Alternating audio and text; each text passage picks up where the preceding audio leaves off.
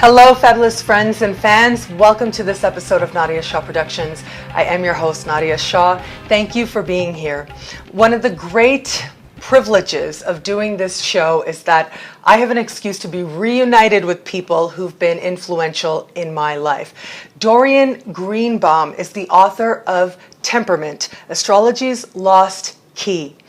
Her website is classicalastrology.org, and like her website suggests, she knows a lot about classical astrology. In fact, she has a PhD in it.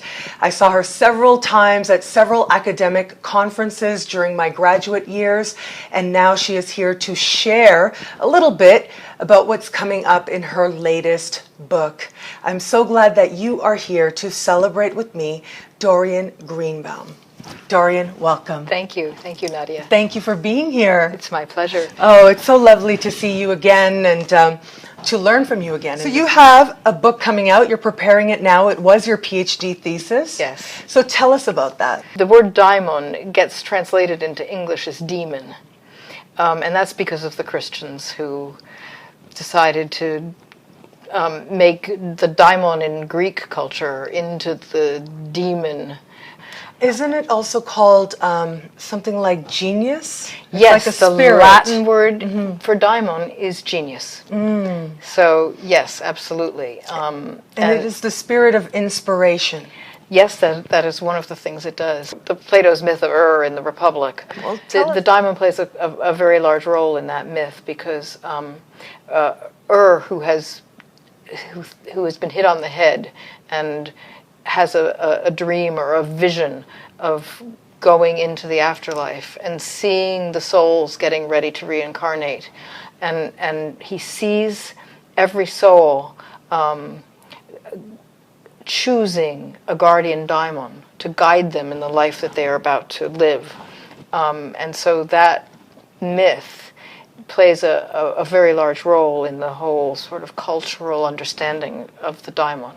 And it was a very important part of my work in my thesis because it has to do with the way you live your life and your fate. And in astrology, we really can't escape the idea of fate of one kind or another, conscious or unconscious fate. Yeah, so how does the daimon, or the spirit of genius, right? It's just genius. Yeah. How does that spirit help us be better astrologers? When I talk about the concept of daimon in astrology, I'm actually speaking quite literally. Because in ancient astrology, the 11th and 12th houses are called the house of the good daimon and the house of the evil daimon. And so we have this literal placement of daimon into the most ordinary and common practice and technique of astrology, something that we all do. We all look at 11th and 12th house. We all look at the houses of the chart. And so there's daimon right there. And in modern astrology, we don't have those names for the houses. But its lineage is that it goes back to this concept of a good daimon, which would be the kind of guardian daimon that I was talking about, that Plato describes. And then the bad daimon, which is, the thing maybe that tries to steer you into a path you're not meant to go on, or is the thing that prevents you from being your most authentic self. And all this stuff is covered in your book, your upcoming book? It will be covered in the book. I am so excited about your book. Yes. I can't wait to read this and understand that spirit, that daimon, that genius a little bit better. Yes, well... And yeah, how the Greeks understood it can say something to us about how we can tap into that energy as well. Yes, absolutely. Dorian, thank you so much for being here and telling us all about the spirits and the genius and about your upcoming book. I can't wait to read it.